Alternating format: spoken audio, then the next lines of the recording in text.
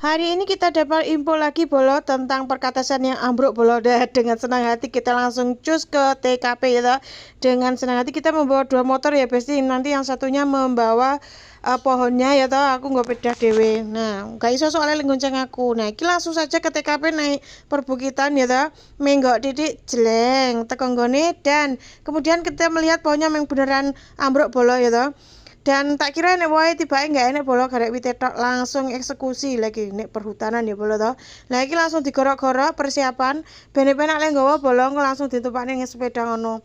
Biyen kan diketoki ndek-ndek saiki wis rada dawa gak apa-apa ben penak soalnya nggo peda lur kan dadi penak. Wah, lah koyo ngono Bolo. Gede lah kuwi tok iki ngewangi Bolo ben ketok ning kamera ya to. Mas Bojo panggah sing ngono kuwi lalan moduke koyo ngene iki to.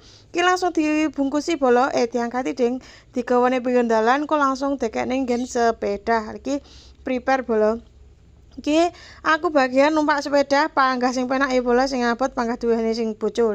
Iki ceritane barang glundung ngeneki nganu ya pokoke ngono lah.